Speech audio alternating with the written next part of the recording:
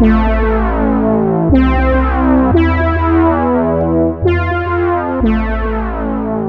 hi there, and welcome back to Her Shrink Ray Eye. I'm Joan Biediger, and today I want to look at what happens when a familiar subject seems to promise one feeling, but the miniature gives us another. That difference can become part of the artistic design of a piece. Let's start with a very ordinary gesture. Take a handshake. Most of us recognize the gesture immediately. A handshake can signal welcome, congratulations, trust, or the polite end of a conversation. Now, imagine that same handshake filled with suspicion. A handshake usually closes the distance between two people. Here, only the hands move closer. One person reaches because politeness expects it. The other returns the grip with a tight mouth, narrowed eyes, and body held back. Nothing is openly hostile, but neither person seems to trust the exchange. The gesture remains ordinary. The distrust between the two people changes what it means.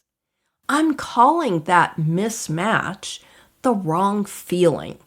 The emotion itself is not wrong. It only feels wrong because the subject has taught us to expect something else. A battlefield can carry tenderness instead of heroism. A child opening a new toy can feel disappointment instead of delight. The subject remains recognizable, but its emotional life has changed.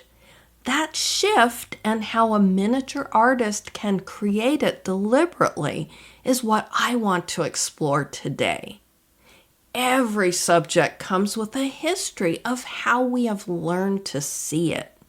Movies, paintings, advertisements, book covers, historical illustrations, and even other miniatures teach us how certain subjects are expected to feel. Victory often appears through raised arms, upright bodies, open space, and strong light. Domestic interiors are often shown with warm light, signs of use, and figures gathered close together. A dangerous character may be placed in sharp contrast, heavy shadow, or a threatening pose. Grief often appears through lowered heads, muted color, and empty space. These conventions give viewers a quick way into a scene. A raised arm can register as victory before the viewer identifies the uniform.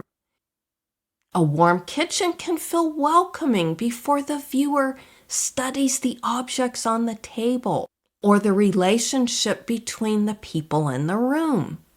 The maker can follow that familiar emotional direction, soften it, or allow another feeling to run underneath.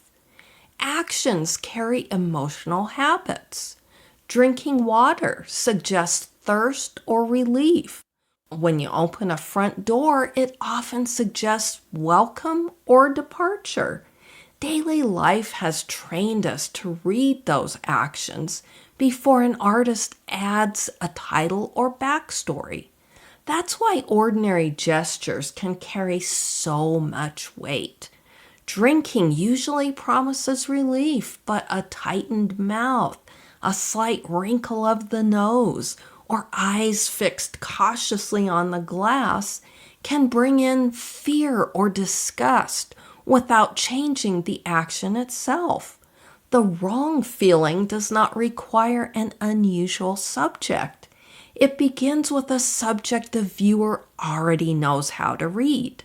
The wrong feeling is not a pile of unrelated emotional signals.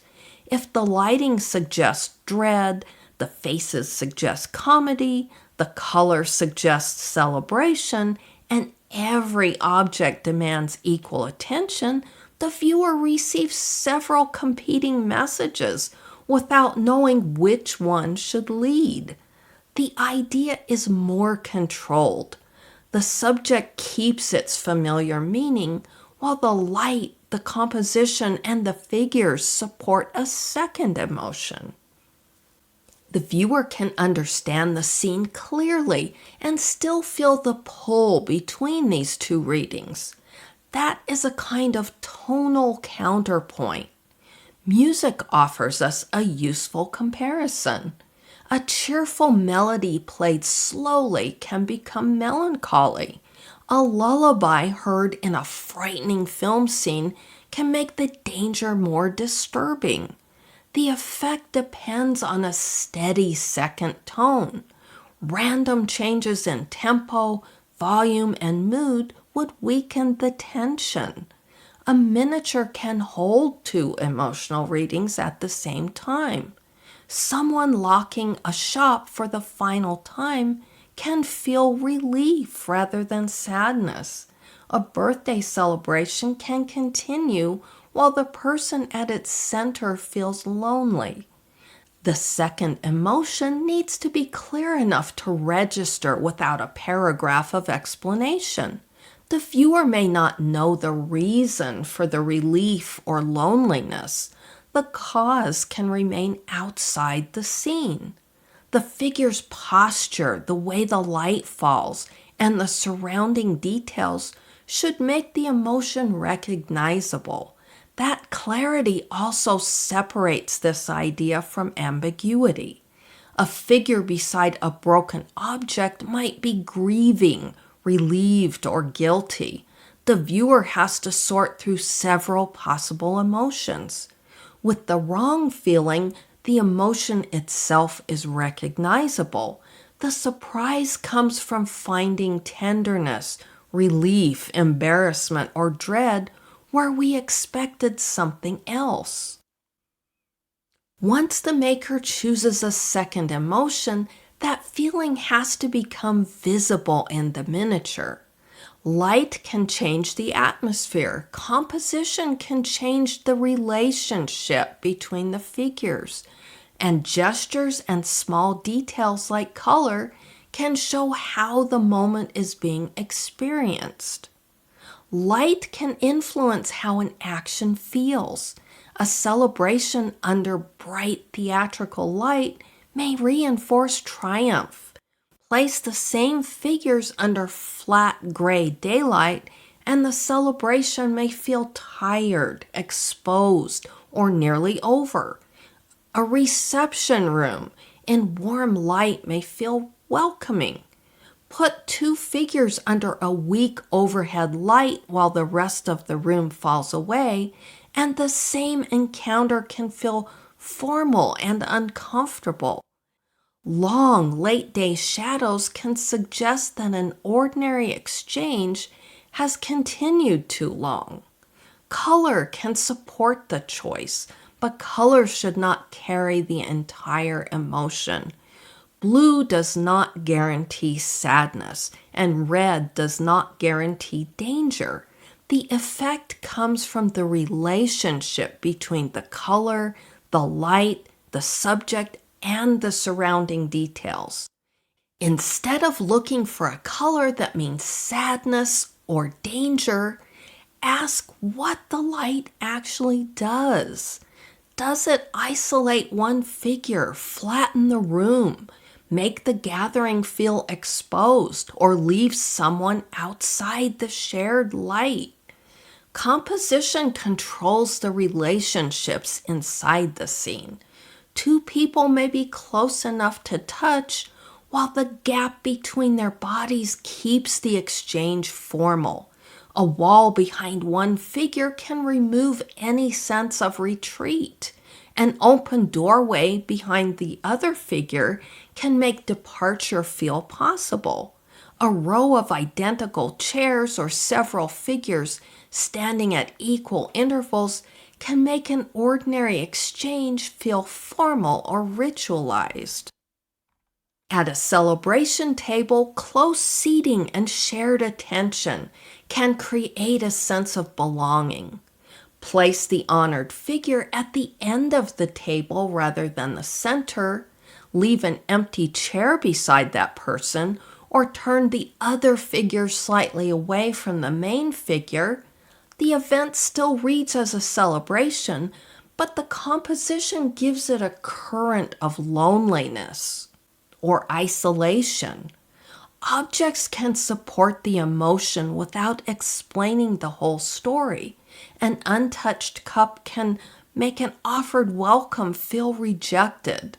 A coat still buttoned indoors suggests that the visitor never intended to stay. Think about a suitcase that's left by a door. It kind of keeps departure present in the room. At miniature scale, those relationships can turn on only a few millimeters. Move one figure closer, angle a body away, or widen the space between them, and the scene can shift from meeting to confrontation or avoidance. Composition establishes how the figures are arranged in relation to one another. Gesture often makes the second emotion visible. A victorious figure can leave one arm lowered while everyone else cheers, letting exhaustion into the triumph. A mourner can hold a photograph with a faint smile, bringing affection into the grief. There is no reliable body language dictionary. Crossed arms don't always mean defensiveness, and looking away does not always mean deception. The emotional reading comes from several cues working together: head direction, hand tension, spacing, and the figure's relationship to the surrounding objects. Details should remain selective. A document folded into a precise square can suggest someone trying to remain in control. One wet footprint near the door can suggest that someone has just come in. A strong detail doesn't need to explain the whole scene. It gives the viewer something visible to read, an object, a mark, or a sign of use. Rather than leaving this as just an idea, I want to turn it into a simple, practical exercise. The goal is to keep the subject's familiar meaning while making a second, unexpected emotion visible. It works best while the main elements of a project can still be moved or changed. Start with a familiar moment and ask what feeling most viewers are likely to bring to it. A gift usually carries delight, a domestic routine, comfort, a celebration, happiness, and a dangerous situation, fear. The expected feeling is the starting point, and some trace of that expectation needs to remain. The tension disappears if the second emotion completely erases the subject's familiar meaning. Then choose another emotion. A direct opposite can work, but a sideways emotion may produce a more specific scene. Celebration with regret, domestic routine with anticipation, farewell with hope, or danger with relief. Now translate the second emotion into 3 visible decisions.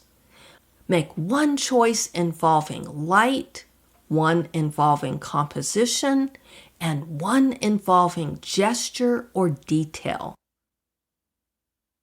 For a child receiving a new toy, disappointment might appear through light falling brightly on the toy, or torn wrapping paper while the child's face remains in softer shadow. The other figures lean in expectantly, but the child holds the toy loosely with an unsmiling expression and lowered shoulders. The open box and appealing toy preserve the expectation of delight. The child's response introduces the second emotion.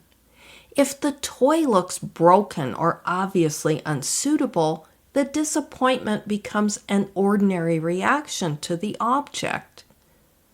The stronger version keeps the gift appealing and lets the child's expression and posture carry the unexpected feeling. Once the figures, light, and main details are arranged, set the title and imagined backstory aside. Look only at the information visible in the miniature. Is the subject's familiar meaning still present? Can the second emotion be felt through the choices in the scene? Then bring the title back. A title can sharpen the relationship between the two emotions or provide useful context. But a title should not have to rescue an emotional idea that never became visible. The exercise can also reveal habits you may not notice at the bench. Perhaps every domestic scene gets warm light, every warrior stands tall, every ruin falls into shadow, and every celebration fills with bright color and open gestures. Any of those treatments may suit the project.